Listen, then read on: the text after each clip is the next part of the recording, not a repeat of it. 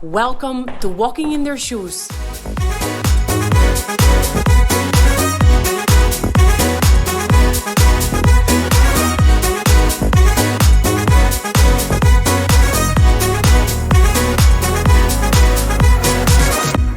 Bienvenidos a otro episodio de Walking in Their Shoes, un podcast donde invitamos a emprendedores y reconocidos profesionales a ponerse en los zapatos de sus clientes. En estas charlas, nuestros invitados nos cuentan cómo trabajan a diario para entender mejor las necesidades de sus clientes y qué herramientas emplean para alcanzar la excelencia en cuanto a experiencia de cliente se refiere. Como profesional y como persona, creo firmemente en el aprendizaje y la mejora constante. Y en los negocios, dicha actitud tiene que venir siempre por su líder, por su mayor fundador. Solo así un negocio puede alcanzar la excelencia. Por ese motivo, en Walking in the Shoes también preguntamos cuáles son los valores que mueven a estos emprendedores y cómo instigan estos valores en su organización para poder ofrecer la mejor experiencia de cliente posible. Nuestro invitado de hoy es lo que podríamos llamar un emprendedor en serie, que ya desde muy joven tenía el deseo de participar en proyectos que aportasen al mundo, a la humanidad. Permitirme que vaya a mis notas para compartir un poquito sobre su trayectoria. Fue la primera promoción en licenciarse en biotecnología en Argentina en los años 90, movido por el deseo de curar enfermedades con nuevas tecnologías, ya que su padre había fallecido recientemente de un cáncer. Después de unos años de experiencia, entendió que se necesitaban fondos para poder construir y desarrollar estos proyectos que tenía en mente y se formó para saber cómo funcionaba el mundo de los negocios. Con tan solo 24 años creó su primera startup de informática y desde entonces ha estado siempre involucrado en proyectos de nueva creación en el sector tecnológico. Lo que le mueve a formar parte de todas estas iniciativas es ver cómo la tecnología puede crear soluciones a problemas y mejorar la vida de las personas. Tras múltiples éxitos con su empresa de biotecnología enfocada a entender mejor los genes y su aplicación a la cura de enfermedades, hace 4 años quiso volver a emprender, pero esta vez con una empresa tecnológica, pero en el sector de la alimentación, ya que vio que existe un grave problema en la producción de alimentos y el calentamiento global que afectará a futuras generaciones. Hoy tengo el placer de poder charlar con Andrés Montefeltro, CEO y cofundador de Cubic Foods, una startup española que desarrolla ingredientes alimentarios de valor añadido mediante el cultivo de células animales que dan apoyo a la próxima generación de superfoods y que contribuyen a una cadena alimentaria más saludable, reduciendo el impacto ambiental. Andrés le obsesionan las cosas bien hechas, la calidad y la perfección, sobre todo cuando nos permiten crear con la gracia de la naturaleza y en la capacidad que tenemos para sortear cualquier dificultad que se nos presente. La humildad y la gratitud han sido siempre cualidades inherentes en él como profesional y como persona. Cualidades que le han permitido acercarse a los demás, ponerse en sus zapatos, como comentamos aquí muchas veces, y entender sus necesidades desde la empatía siempre. Esta actitud, nos confiesa, le ha ayudado a identificar quiénes son sus compañeros de viaje. Compañeros que a lo largo de su carrera han complementado sus capacidades y le han permitido formar equipos de alto rendimiento. Hablando de su lado más personal, Andrés es padre de 4 chicas de entre 7 y 20 años que le aportan cada día con su ingenio y gracia. Con 5 mujeres en casa, os podéis imaginar que ha aprendido a pelear solo las batallas que puede ganar y también a cultivar la prudencia. A título personal, desde hace ya un tiempo, solo le motivan los éxitos de equipo y compartir experiencias con las personas que más quiere. Andrés confiesa que ya ha conseguido todo lo que quería y que mirando hacia el futuro le gustaría seguir ayudando a emprendedores y a pequeñas empresas a crecer, a incorporar innovaciones tecnológicas en sus organizaciones que luego lleguen a la sociedad. Ayudarles a cubrir ese gap que nos comenta que hay entre la pequeña empresa y la gran corporación que ejecuta y transforma la innovación en un nuevo estándar. Andrés, bienvenido, ¿cómo estás? Muy bien, muchas gracias por la invitación. Muy contentos de tenerte con nosotros. Después de esta presentación, que creo que siempre es difícil, ¿no?, compactar toda la trayectoria de muchos años en 5 minutitos de introducción, pero creo que antes de un poquito indagar en ir más allá de cómo entregáis la experiencia al cliente, ¿no?, en Cubic Foods, cuéntanos un poquito el concepto, qué viene ahí detrás, ¿no?, de la idea de crear Cubic Foods. Okay. Todo está un poco relacionado siempre con la tecnología, que es por decir así, tu Sí. parte nativa, ¿no? Innata. Sí. Pero cuéntanos Cubic Foods, ¿cómo trabajáis a diario? ¿Cuál es vuestro día a día? Sí. Bueno, hay dos cuestiones. Una es el origen de Cubic y otro es cómo lo llevamos adelante, ¿no? El origen de Cubic está basado en que vimos que por tema de cambio climático y por cuestiones de afectación de las cosechas, la disponibilidad de alimentos, la producción alimentaria tenía que cambiar. O sea, la manera en que nosotros entendemos la producción alimentaria hoy, a partir de animales que criamos en granjas y que después llegan a la gente para alimentarse, eso va a ir cambiando porque tenemos que duplicar la cantidad de proteína que hay que hacer porque la población lo va a demandar y no hay suficiente espacio para seguir creciendo de esa manera. Yo soy argentino y, por ejemplo, Argentina en este momento, casi todos los campos de Argentina son de soja y esa soja es para alimentar animales, cerdos de Europa y de China, por ejemplo. Y claro, si queremos duplicar la cantidad de cerdos, no hay más sitio donde hacer soja. Entonces, entendemos que ese paradigma de una alimentación basada en la producción animal tradicional tiene que cambiar a una producción alimentaria basada en ingredientes. Y esos ingredientes tienen que ser de alta calidad. En el pasado los ingredientes se los veía como una manera de rebajar el costo o el precio o la calidad del producto. Entonces uno dice, bueno, una carne, un producto 100% cárnico es mejor que un producto 70% cárnico, 30% una mezcla de proteínas de no sé de dónde vienen, ¿no? Entonces decíamos, esta es la versión barata, ¿no? Y todo el mundo que ha comido salchichas o hot dogs lo vivió, diciendo, el hot dog no es bueno para la salud. Entonces, ese paradigma de que algo que tiene ingredientes no cárnicos es peor, tiene que cambiar. Y la única forma de que cambie es que esos ingredientes sean mejores que lo que están en la carne. Entonces nosotros en Cubi dijimos, bueno, las proteínas alternativas estaban en auge en el año 2018 y había muchas empresas trabajando en proteínas de plantas, proteínas de micelio de hongos y carne cultivada también, que es una manera de hacer carne animal en reactores como grandes fermentadores como se hace la cerveza hoy en día o se fermenta el yogur, ¿no? Y vimos que nadie estaba mirando el componente graso de los alimentos y que todo lo que comemos tiene entre un 5 y un 20% de grasa. Entonces dijimos, vamos a hacer una empresa que haga grasas alternativas, o sea, ingredientes que sean más saludables que las grasas actuales y que aporten este componente nutritivo saludable a todos los productos. Entonces ahí Cubic desarrolló, por un lado, la línea de grasas cultivadas, que la estamos enfocando más a sabor y aromas, y una línea de emulsiones de aceite y agua que reemplazan la grasa animal y la grasa vegetal. Y en el día a día estamos llevando en este momento esa grasa vegetal, que es una emulsión, al mercado. Y hemos hecho un acuerdo con Cargill, que es un gran productor de ingredientes y de alimentos en el mundo, que nos está ayudando a desarrollar ese mercado en Estados Unidos y en Europa. Entonces, realmente lo bueno que tiene este proyecto de todos los startups es que en una ventana de 5 años ya hay un pavo frío, por ejemplo un pavo, un salchichón de pavo y un chorizo de pavo en Hipercor en Madrid que tiene nuestra grasa. O sea, poder ver que si hay gente que come el ingrediente que vos hiciste. Y que eso en el sector biotech pharma no lo veíamos la molécula en el laboratorio y faltaban muchos años para llegar al paciente, ¿no? Aquí la inmediatez, ¿no? Digamos que el proceso se ha comprimido, ¿no? Uno ve el impacto y lo puede percibir, lo puedo comer, o sea, que a veces la tecnología uno no llega a verlo, ¿no? Eso, ¿no? Y eso es lo que más satisfacción nos da. Y creemos que esta revolución alimentaria va a cambiar la forma de consumo a varios niveles y en varios sectores, no solamente en el sector alternativo vegano, plant-based, sino el sector cárnico, por ejemplo, ese salchichón de pavo es cárnico, pero la grasa en vez de ser animal es vegetal. Entonces es un producto que tiene 30% menos de contenido graso que el tradicional, o sea, es más saludable.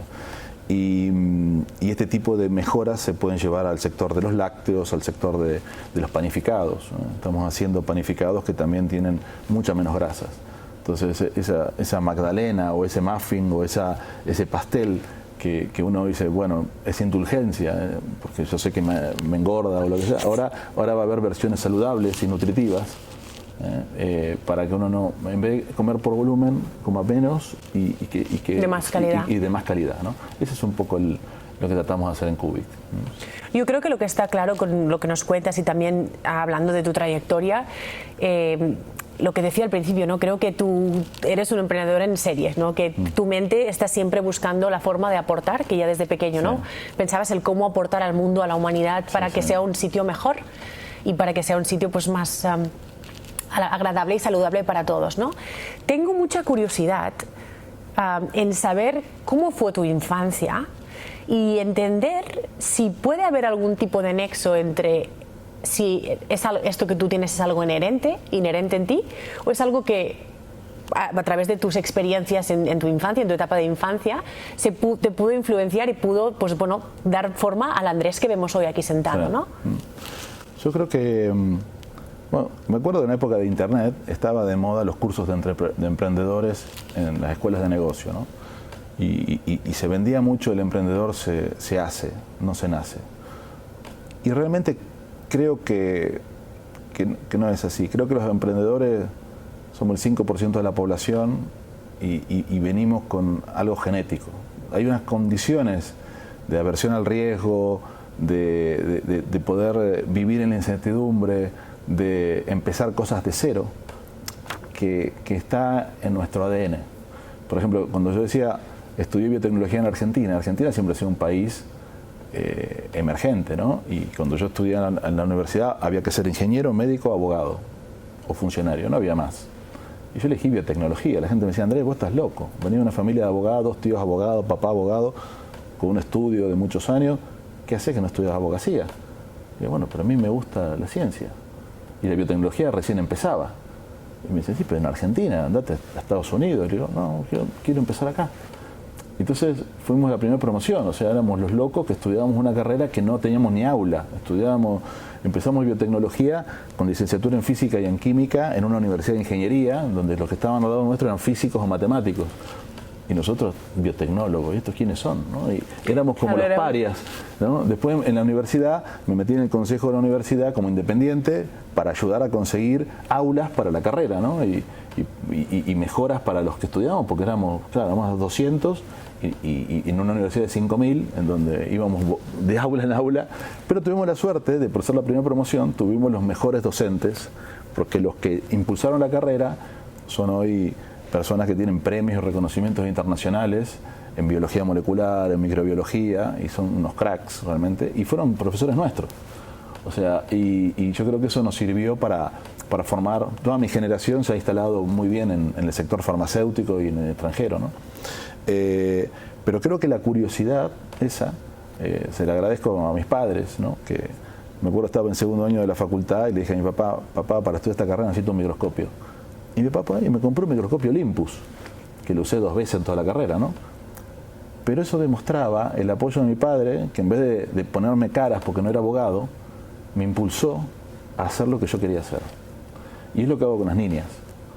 O sea, cada una tiene un perfil distinto y yo la impulso hacia donde quieren ir. ¿Ella quiere ir para ahí? Bueno, oportunidades y recursos lo que es necesarios, ¿no? Y creo que esa es la única forma. O sea, porque si vos sos un emprendedor y tu padre te dice, bueno, una vez estaba estudiando en la facultad y le dije, papi, descubrí un negocio, voy a cultivar lombrices californianas para hacer humus y vendérselo como fertilizante a las empresas que hacen plantas. Entonces me compré unas lombrices y tenía en un lugar basura, que se le da a comer basura y las lombrices lo hacen humus, ¿no? Y entonces un día llené el maletero del coche de mi padre con todos kilitos de humus y me fui a todos lados a dar vueltas. Y decía, ¿cuánto vendes cada cosa? A $1, que era $1 en esa época. Y mi mamá me dice, mira, Andrés, ¿cuánto vas a sacar al mes? $100, por ejemplo. Yo, pero era jovencito y era mi emprendimiento. Me dice, mira, yo prefiero darte $100 por mes a vos y estudiar la carrera, porque con esto no va a ningún lado. Pero bueno, bueno, ahora la apoyará su forma de apoyarte. Claro, o sea, me dejó hacer la experiencia y me dijo, bueno, pero ahora enfócate, porque si te pones, optimiza tu tiempo. Bueno, porque es verdad que si uno tiene muchas ideas y se pone a hacer un montón de cosas pequeñas y no tenés foco, sos un mediocre de un montón de cosas y no llegas a nada. Entonces hay que tratar de canalizar esa energía en algo, ¿no? y tratar de ser lo mejor en eso. Y por etapas, ¿no? Yo me recibí biotecnólogo, me presenté una beca de CONICET, no me la dieron para hacer el doctorado. Dije, no, esto de la beca no para mí, esto de andar presentándome beca y a ver de qué vivo. Entonces con unos amigos monté la empresa de informática. Y me hice la carrera de ingeniero de Microsoft para aprender de redes, porque yo era biotecnólogo. Y me transformé en el director tecnológico de una empresa de informática. Y pasamos de 6 programadores a 360 en 3 años. Bravo. Y no tenía nada que ver con mi carrera. Entonces después sí dije, bueno, ahora quiero hacer biotecnología, que es lo que estudié, y empecé con biotech o foodtech, que tiene más que ver con mi estudio de base, ¿no? Pero me enfoqué a la informática y puse toda la energía en eso porque era lo que tenía que hacer en ese momento, ¿no? Bueno, un poco porque se alineaba también, quizá no de forma directa, pero sí con ese interés tuyo en siempre aportar, ¿no? Buscar formas de mejorar la condición humana y de aportar. Quizá no en la forma biotecnológica que tú inicialmente habías pensado, ¿no? Pero... Sí, el tema de Internet fue que nosotros veíamos que Internet iba a cambiar el mundo. En el año 97, por ahí, en el 95... tenía amigos que me pedían que les ayudara a montar un ordenador y los ordenadores eran poco accesibles. Entonces, con un amigo comprábamos partes, los armábamos en mi casa y vendíamos ordenadores. En un año yo había vendido como $100.000 de ordenadores. Dijimos, esto hay que montar un negocio. Entonces montamos un negocio en el 95. Bravo. Que se llamaba... ¿Y en ese entonces tenías solamente cuántos años? 24, cuando empecé.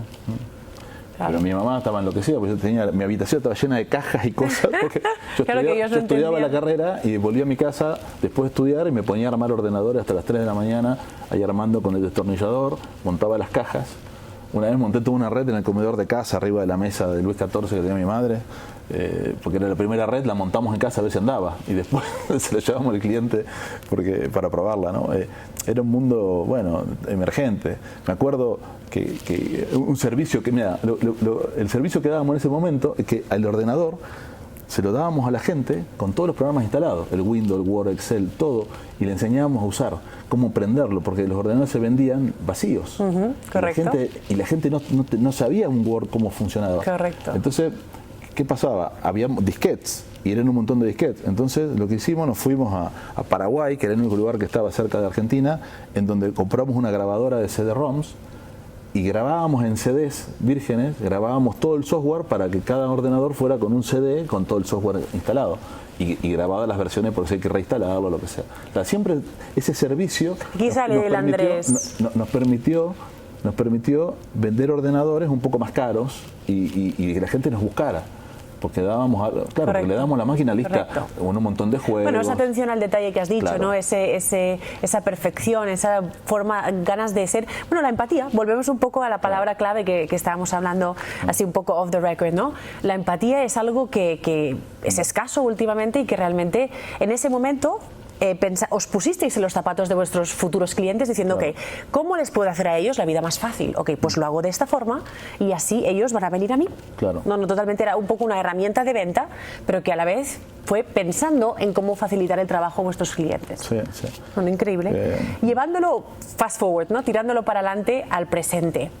Desde Cubic Foods, ¿cómo trabajáis o qué es para vosotros? ¿Cómo definirías lo que es una experiencia positiva de cliente? Primero explícanos quién son vuestros clientes, claro, porque es diferente de un B2C. Sí. ¿Quién son vuestros clientes hoy en día? ¿Y cómo trabajáis para que esta experiencia sea lo más positiva posible? Bueno, nosotros somos una empresa, como se llama B2B, o sea, nosotros le vendemos a compañías que fabrican alimentos. Entonces, nuestro cliente suele ser el desarrollador de producto, el gerente de innovación, el director de I+D de la empresa, ¿no? Que es la que está haciendo o nuevas recetas de producto, o nuevas formulaciones, o nuevas presentaciones de producto. Y nuestro trabajo es, bueno, de alguna manera convencerlo que esta grasa alternativa que tenemos, esta emulsión, es mejor que la grasa de coco que está usando o que la grasa animal que está usando. Entonces, ¿qué dudas surgen del cliente? El cliente, claro, nosotros le hablamos de grasa. Esto lo quiero explicar bien porque habitualmente la industria de los ingredientes es una industria entre comillas, de commodities. ¿Qué es un commodity? Es algo que se fabrica y se produce donde hay un precio establecido y la gente generalmente compra porque lo tiene que consumir para sus productos con una especificación técnica, es decir, un precio y unas ciertas calidades y poco más. Entonces, cuando vos estás en el mundo de las grasas, el mundo de las grasas son commodities. Ningún cliente espera que vos le ayudes a usar esa grasa. Y generalmente el interlocutor de un proveedor de grasas es el departamento de compras, no el de I+D. Nosotros al ir al I+D, lo que estamos ofreciendo es una solución basada en una grasa. Entonces, le tenemos que explicar muchas cosas. O sea, cómo va a cambiar el aspecto nutricional del producto para que pueda poner un reclamo o un claim de marketing de que este producto es bajo en grasas. Regulatoriamente, cómo le va a afectar al producto. ¿Cuál va a ser el impacto en costos que va a tener? ¿Qué beneficio va a tener para el cliente final, para el consumidor final eso? O sea, ¿cómo lo puede presentar? ¿Qué etiquetado va a tener? O sea, hay un montón de cuestiones que aparecen cuando uno vende una solución que no está cuando está un commodity. Eso hace que se configure la forma de venta totalmente distinta a un vendedor de ingredientes tradicional. La preventa, las interacciones con el cliente, los desarrollos de prototipos siguiendo un sistema agile de iteración, o sea, nosotros estamos aplicando esa tecnología agile al desarrollo de alimentos. O sea, generamos un primer prototipo con el cliente que se aproxima a lo que él quiere. Entonces, de esa manera se va generando un camino de la mano. El cliente entiende lo que es real, lo que es factible, con las limitaciones que él tiene en mente, de costo, que está dispuesto a sacrificar. Pagar más precio por tener mejor calidad de producto, quiere que el producto sea la misma calidad que el que tenía, pero que sea más jugoso. No se puede tener todo, porque cuando uno va al cliente, el cliente dice, yo quiero más jugosidad, quiero mejor sabor, quiero mejor textura, pero menos precio. No se puede tener todo.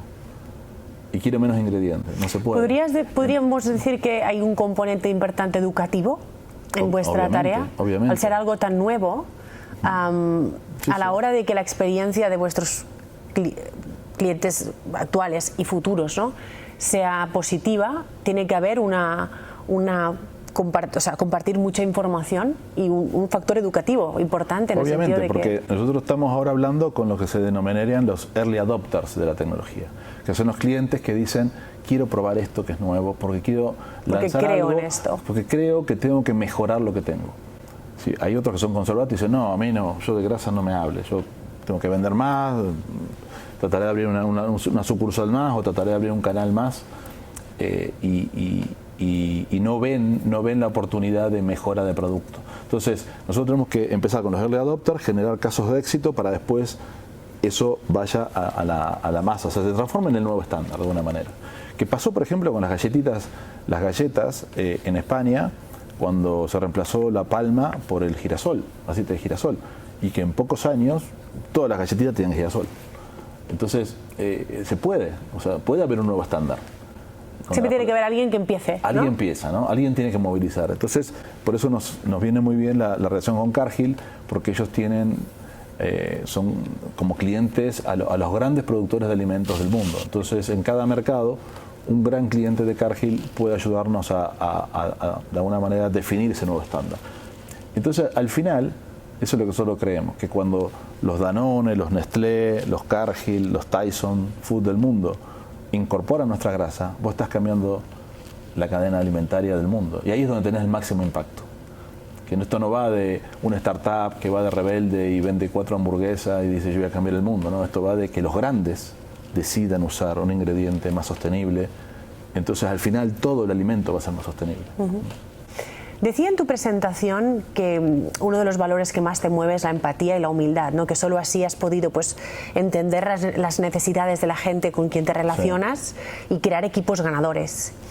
Me gustaría que nos explicases cómo llevas estos valores a Cubic Foods, es decir, cómo llevas estos valores a tu organización a nivel de cómo los compartes con el equipo, cómo los aplicas en relación a, teniendo en cuenta siempre que sois un B2B, no un B2C, ¿no? Sí.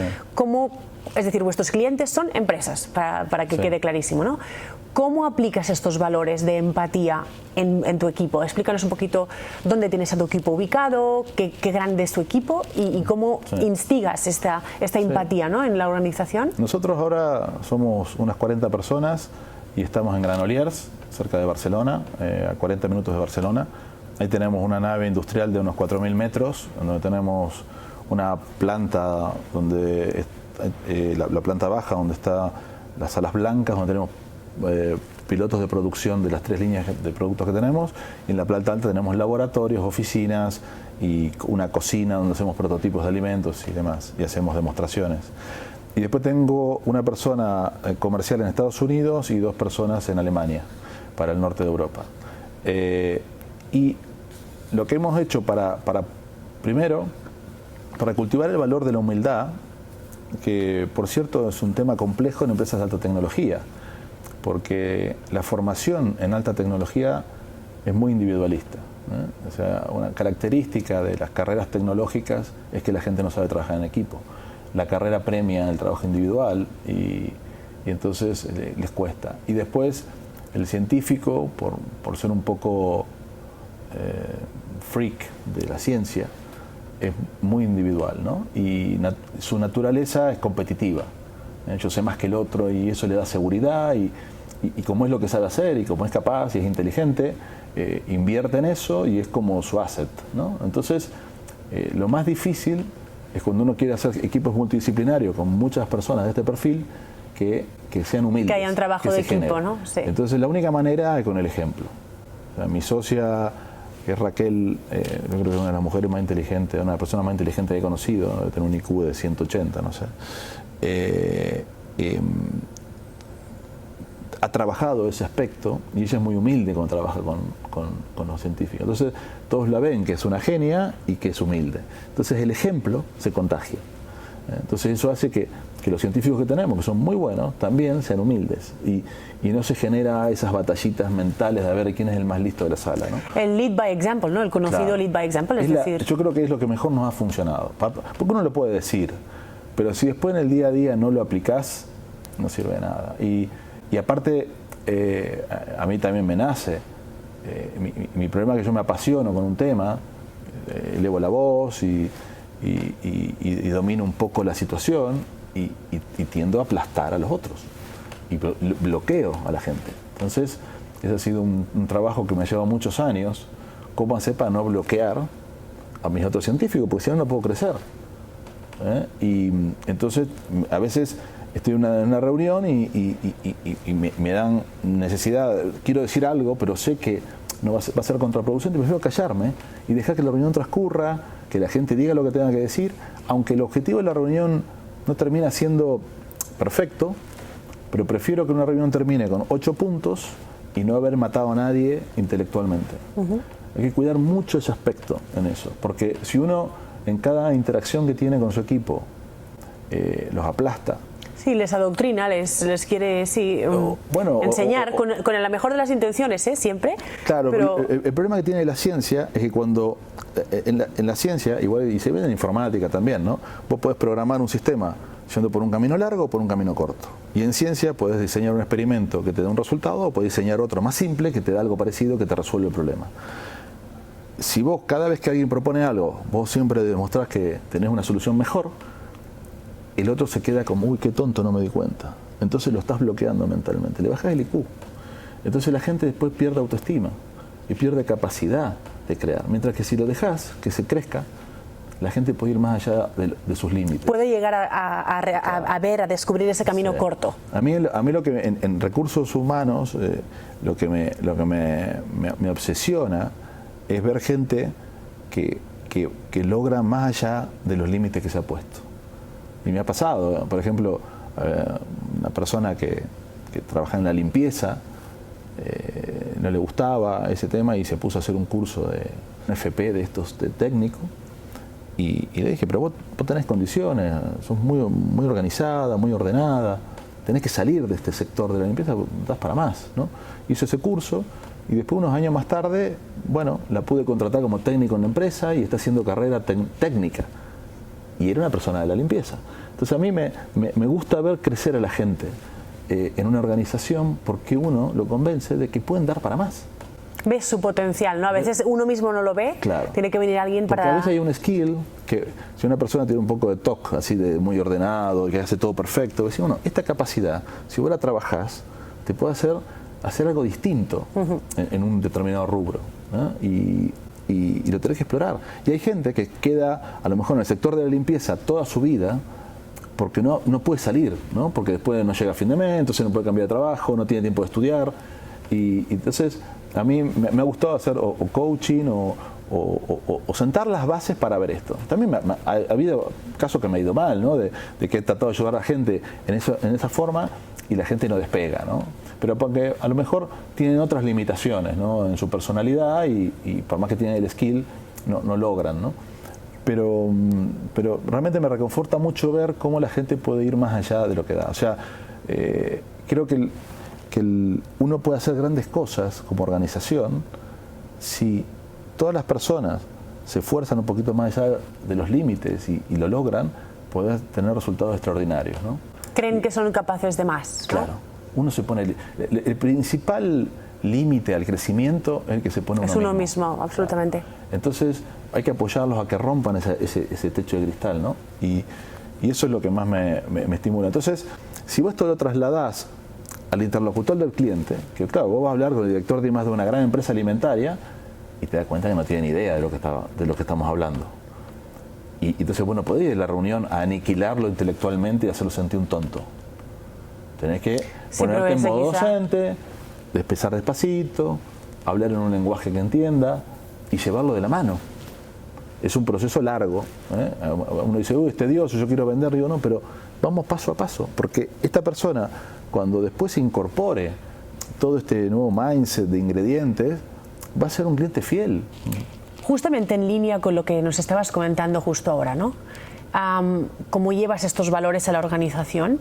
Según tu experiencia, ¿no? Y los años que llevas en el sector, ¿cuáles crees que son las cualidades que debe tener un candidato o un empleado, ¿no? para poder dar esta experiencia cliente que decías, ¿no? De no ir a adoctrinarlo, sino ir de la mano, buscar una relación a largo plazo, ¿no? Yo creo que es el tema de la empatía, ¿no? O sea, que el cliente entienda que vos estás preocupado por sus problemas, no que estás vendiéndole un producto para ganarte un bono, ¿no? Entonces, nosotros se lo tenemos que transmitir a nuestro equipo y nuestro equipo se lo tiene que transmitir al cliente, del director de I+D, ¿no? de desarrollo de producto. Y tiene que hacer preguntas como diciéndole, ¿qué es lo que te duele? O sea, ¿qué es lo que te preocupa? Más que ir a decir, mira, tengo este producto en el catálogo, probalo, insistir, viste, así por presión y sin saber realmente la dificultad que está enfrentando. Porque a lo mejor el desarrollador de producto te dice, mira, ¿sabes cuál es mi problema? Que tengo que lanzar un producto en 2 meses y no puedo cambiar 20 cosas porque no llego. Entonces, si vos entendés cuál es el problema, te podés adaptar y podés dar una solución que tenga sentido. Escuchar antes de... Tener ser muy oreja, como dicen, ¿no? O sea, escuchar... el active listening, ¿no? Lo que decimos que sí, hoy en día también es muy escaso, claro. ¿No? No solamente escuchar, sino escuchar activamente lo que te está diciendo para entender realmente cuál es su situación. Esa es la situación. Y después, y el gran tema, de nuevo, en la alta tecnología, es que los científicos son muy malos escuchando. En general, se las saben todas, porque realmente son buenos, sobre todo si son buenos, han tenido carreras con premios, reconocimientos, publicaciones científicas, claro, les cuesta escuchar, ¿no? Tienen más ganas de ir a contar todo lo que saben y demostrar su sabiduría, ¿no? Y eso al otro lo hace callar. Entonces, aguantarse el impulso de bombardear al otro con un montón de conocimiento para que el otro se sincere y se abre y te cuente lo que realmente le preocupa. Y entonces, una vez que uno entiende lo que le preocupa, ver cómo nos complementamos. O sea, ser como ese equipo externo que se fusiona con su equipo interno, siendo él el que sigue estando al mando, no que le pasás por arriba, ¿no? Y ofrecer esa posibilidad. Porque, ¿qué es lo que pasa con el desarrollo tecnológico? Las velocidades a las que la tecnología se desarrolla van mucho más rápido que la velocidad a que una empresa la puede incorporar. Vos no podés andar contratando gente cada mes porque ahora de golpe salió la inteligencia artificial, hay que fichar uno de AI porque si no, no sabemos qué hacer. O el mes que viene salió otra cosa, hay que fichar otro. No podés crecer, que además te llenás de gente que no sabe bien lo que tiene que hacer. Entonces, lo mejor es que empresas como nosotros sean de alguna manera los que complementen y digan, mira, vos venís haciendo producto cárnico a partir de cerdo, ¿no? Bueno, nosotros venimos y te traemos 2 ingredientes que podés complementar con lo que tenés para que tu producto sea más nutritivo. Y ya dejanos que nosotros nos hacemos cargo de elegir cuáles son esos mejores ingredientes con tu agenda para que en los próximos 3 años hagamos 10 productos que sean exitosos. Una relación a largo plazo. Claro, cuesta, porque la dinámica que tienen hoy los departamentos de I+D es probemos todos los ingredientes que están en el mercado, 100 ingredientes. Cada semana una hamburguesa nueva, a ver cuál sale más linda. Prueba y error, a saco, sin base tecnológica, nada, a saco, prueba y error. Claro, una persona que está en el mundo cárnico, que lo único que sabe hacer es agarrar la carne, cortarla en trocitos, meterla en una bandeja y vender. Cuando le dicen hacer una salchicha, una hamburguesa, ya hay que empezar a mezclar cosas, ya hay que hacer recetas, hay que hablar de procesos. Es otro perfil. Y si encima, te digo, los ingredientes ya no eran 4, ahora son 100, y te bombardean los comerciales de las empresas, están todos sobrepasados. Dice, no, la semana que viene hago una hamburguesa, la otra hago otra, la otra hago otra. Digo, pero a fin de mes tenés 10 hamburguesas, ¿y cuál es la buena? No sé, porque tengo que seguir haciendo. O sea, el día a día los pasa por arriba. Entonces, el rol de las empresas como nosotros de FoodTech es ayudar a las empresas de food a incorporar nuevas tecnologías de una manera orgánica, programada, planificada. Sí. Entonces, con sentido. Entonces vos me decís, ¿dónde está la empatía? ¿Dónde está? Es que nos transformamos en una proyección del cliente. Porque es la manera en la que vos podés procesar todas estas nuevas tecnologías. Esto no es un invento mío. Esto es lo que yo aprendí analizando el sector biotech. El sector biotech hizo eso con la farma. El sector farmacéutico en los años 80 hacía moléculas de base química, exclusivamente síntesis química. En los años 80, el sector biotech genera las primeras proteínas recombinantes. Proteínas que tienen un valor terapéutico, pero claro, son proteínas, no tienen nada que ver con la síntesis química. Entonces, ¿qué hizo Genentech?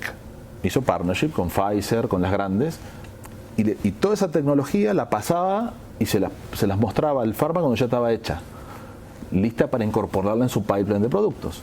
Y eso lo hicieron durante 20 años y después fue comprada por Pfizer en billions, ¿no? O sea, pero la biotech lo que ha hecho fue llevarle a la empresa farmacéutica, servirle de scouting de todas esas tecnologías, quedarse con las buenas y dárselas en un formato que la farma podía procesar. Y eso es lo que estamos haciendo nosotros en FoodTech. O sea, en el B2B creemos que el valor que tienen las empresas como nosotros es la de ayudar a la empresa de food a tener como un I+D o área de innovación extendida que le permite usar esos ingredientes de forma más eficaz y llevarlos realmente al mercado. Sí, porque no es tu core business. Tu core business es producir para vender. No es, o sea, un componente I+D siempre es súper importante en este tipo de empresas alimentarias, pero no es su día a día. Entonces, complementarse con empresas como las vuestras solamente tiene que una empresa cárnica históricamente se basaba, están muchas integradas, o sea, tienen granjas. Entonces, su gran preocupación era cómo engordo los animales más barato. Ese era su core business. ¿Cómo hago para que los cerditos me engorden más rápido con menos precio? Porque después ya tengo toda la cadena montada de hacer salame, chorizo, fuet, lo que sea. Ahora, si vos estás entrando en un estadio donde decís, ahora la grasa cambiala por otra cosa, no tienen un core ahí. Correcto. Entonces, y lo mismo ha pasado cuando estábamos en empresas de internet, me pasó lo mismo cuando venían las consultoras, Pricewaterhouse, IBM, nos venían a hablar a nosotros porque no entendían internet, decían, ¿qué esto de los portales, cómo va a ser? Y entonces nosotros le explicábamos que las páginas web iban a ser dinámicas, el contenido, claro, no existía internet en ese momento, había 2.000 usuarios en Rosario, y Wenceslao Casares, que éramos amigos en esa época, explicaba que ibas a tener una página online en donde ibas a tener tu billetera, ibas a tener tu dinero, tus acciones, todo lo que vos quieras tener. O sea, lo vi en el año 99. Que es ahora la banca online. La banca online, sí, la que banca todos online. usamos todos los días como si nada. Que para nosotros es un diario. Y entonces venían las empresas que les pasó lo mismo. O sea, cuando vienen tecnologías disruptivas, no tienen capacidad los grandes de asimilarlo, porque su modelo de negocio está muy enfocado. Son estructuras muy grandes también, toma su tiempo. Claro. Entonces ese es el trabajo. Yo creo que ahí hay mucho que hacer. Entonces cuando uno dice el walking in the shoes del cliente, es entender esa problemática, es decir, cómo esta empresa en mi sector va a incorporar tecnología, y yo soy un vehículo de eso. Entonces entender a dónde entro. Entro en marketing, entro en ventas, entro en logística, entro en operación, entro en I+D. En este caso estoy entrando en I+D. Si vos tenés una tecnología que tiene que ver con procesado de productos o con almacenamiento, tenés que entrar en la parte operativa. Pero me refiero que es fundamental ese rol. Manteniéndonos en los zapatos de vuestros clientes, ¿no? Siempre es importante, es decir, digamos que en vuestro caso no es una relación esporádica de una venta, sino es una relación a largo plazo en la que vais de la mano con ellos en esta evolución, ¿no?, que estábamos hablando. ¿Cómo recopiláis un poco el feedback de los clientes? Es decir, ¿es algo que va a lo largo de todo este proceso? Es decir, ¿se sugieren cosas y luego se escucha el feedback del cliente para seguir mejorando el producto? ¿O cómo es esta relación recíproca? El proceso que tenemos está basado, decía antes, en el método Agile que se utiliza en informática y que se está aplicando a otras industrias. Nosotros usamos un software de CRM que es Salesforce, en donde están los estadios de interacción y de alguna manera tratamos de estructurar eso, porque si no es caótico, ¿no? O sea, un feedback fuera de contexto tampoco te sirve. Hay que formar al cliente, hay que darle un contexto y hay que darle un vocabulario para que te dé un feedback que te sirva. Porque si un cliente te dice, la textura de esta hamburguesa no me gusta, ¿y pero qué es textura? ¿Es mordida? ¿Es que es pegajosa? O sea, hay que definir un lenguaje común para hablar por todo en los mismos parámetros. Sí. Porque le haces probar un control y dices, me gusta más esta hamburguesa del Avión, por ejemplo, me gusta más. ¿Por qué? Y porque tiene la mordida, no sé qué, pero ¿qué es la mordida? Entonces trabajar... Para hablar el mismo vocabulario, claro, el mismo lenguaje, Hay ¿no? un proceso primero de normalizar ciertos términos y de alguna manera marcar el universo donde nos vamos a mover. Y tiene que haber voluntad del cliente de hacer ese ejercicio, porque si no, el feedback que te da es escaso y no te sirve para iterar el producto. Ahora, volviendo a Andrés como emprendedor, ¿no? Me gustaría que, antes de terminar nuestra charla, nos contases primero, está clarísimo el papel que la tecnología desempeña en vuestra empresa, porque es el fundamento de cualquier tipo de producto que podáis hacer, ¿no? Pero ¿cómo garantizáis que esta experiencia de cliente sea consistente en vuestros diferentes canales de venta? Decís que estás pues, en Alemania, en Estados Unidos, aquí en España. Entonces, ¿cómo como empresa garantizáis o trabajáis para garantizar un servicio consistente en todas vuestras áreas de negocio? Nosotros tratamos de que haya reuniones semanales y quincenales a distintos niveles donde revisamos todos los proyectos y lo que está pasando con el cliente. Ahí hay un poco de que tener un poco de experiencia para leer entre líneas lo que está pasando, porque los comerciales te cuentan una cosa y entonces uno tiene que ver en base al feedback y a lo que te cuentan, lo que realmente está pasando, ¿no? Porque claro, cada uno tiene su agenda, ¿no? Y depende si el comercial tiene un bono por venta, vos estás viendo que a lo mejor el comercial está empujando mucho a querer vender y a lo mejor no es el momento de querer vender, hay que todavía terminar de entender lo que quiere el cliente. Si el cliente quiere una cosa y le dijimos, mira, eso no lo podemos vender ahora porque no lo tenemos protegido por patente, hay que esperar. El cliente insiste, el vendedor nuestro quiere tirar de ahí porque es más fácil correr al cliente por donde el cliente le duele. Entonces hay que trabajar mucho esa relación con el cliente y ver cómo hacemos encajar nuestros planes de desarrollo, nuestras prioridades con la de los clientes. Y a veces hay clientes que te piden cosas que vos decís, prefiero O sea, lo que yo le digo, tratemos de identificar lo antes posible quién es un no cliente. Un no cliente es un cliente que te hace perder un montón de tiempo, que nunca te va a comprar y te usa para que le hagamos un poco de I+D, ¿eh? O sea, de darle novedades, qué sé yo, y en realidad no te quiere comprar, lo que quiere es estar actualizado, ¿no? Esa parte educativa que hablábamos antes, sin llegar a la parte de compra. Claro, entonces nosotros tratamos de bien temprano en el proceso de interacción, ver rápido, este es un no cliente. Y entonces no le invertimos más tiempo. ¿Por qué? Porque hay muchos. Y no puedo atender miles de clientes en paralelo. Pero si tengo que enfocarme en 50 por trimestre, por ejemplo, prefiero enfocarme en 50 que sé que se pueden transformar en clientes, incluso invertirles, hacer una demo, hacer un workshop o ir con ellos, ¿no? Para cerrar nuestra charla, porque creo que podríamos estar aquí horas, ¿no? Abordando estos temas, me gustaría que compartieses un poquito a lo largo de tu trayectoria cuáles son como emprendedor. ¿Cuáles son algunas de las lecciones, algunos de los...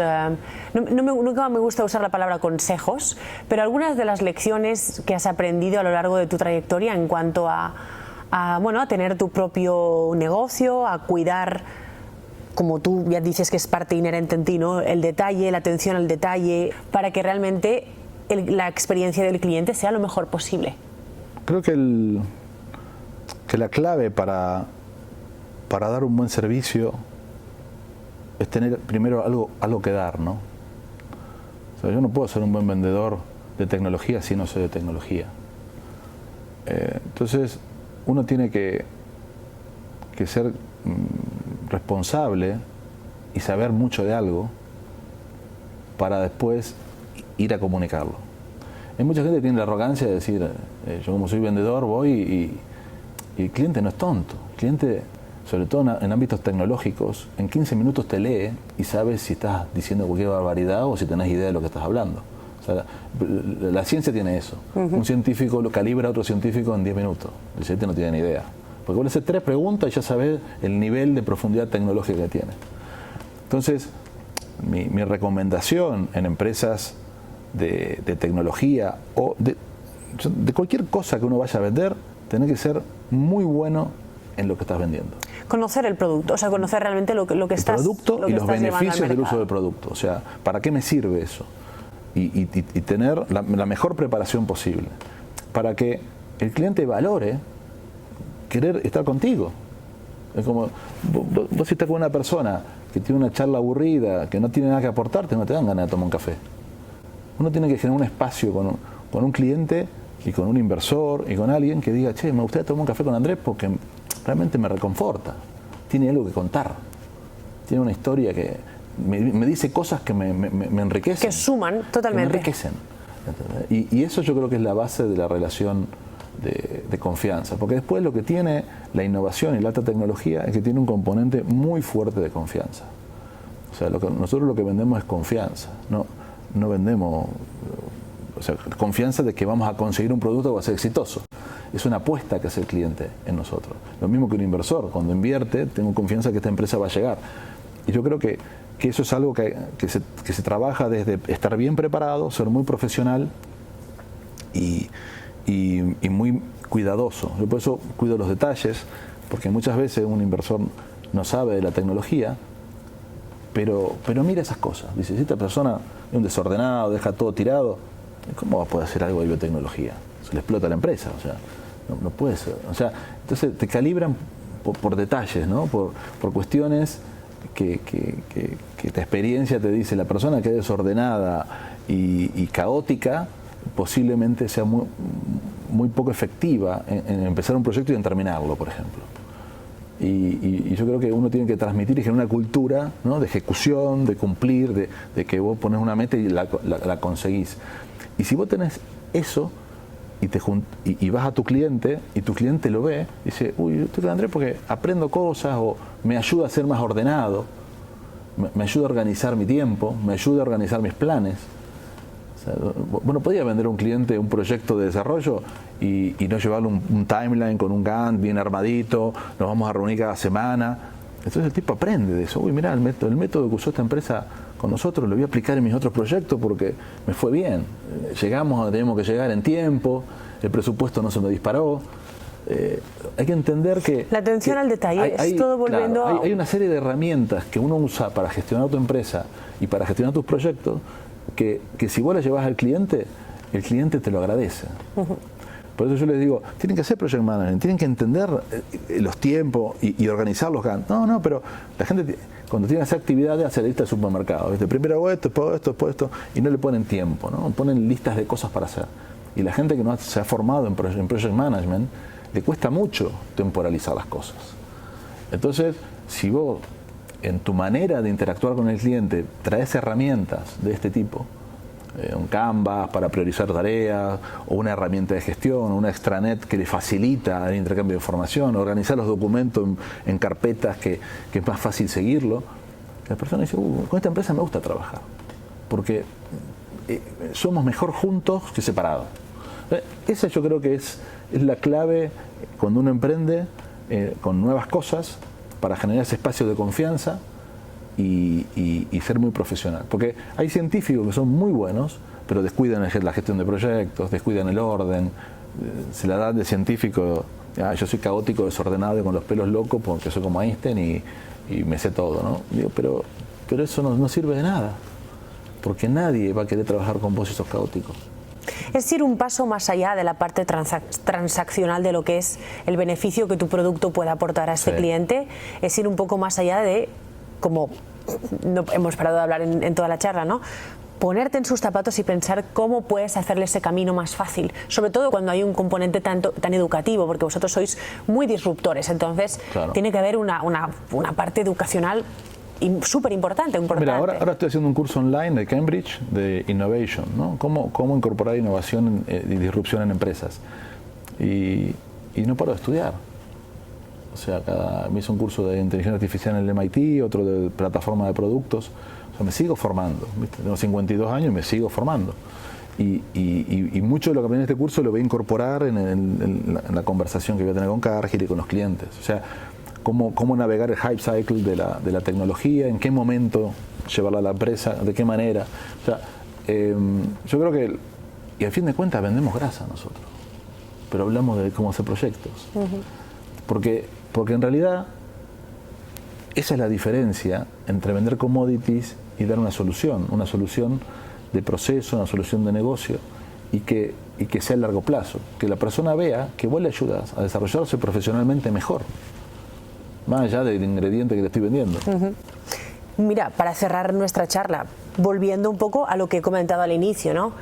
Este instinto de mejora y de aprendizaje constante tiene que venir en una organización instigado tiene que empezar por su líder, por su fundador, porque si no es imposible que tu equipo tenga este interés si no lo ven, ¿no? en su mayor líder.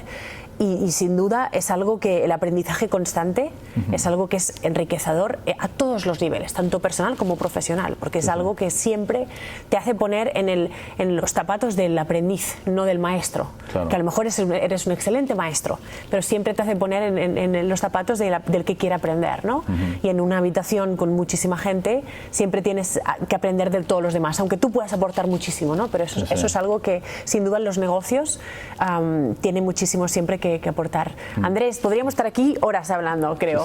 Muchísimas gracias por tu tiempo. Muchas gracias. Muy interesante toda la conversación. Una charla muy inspiradora, sin duda.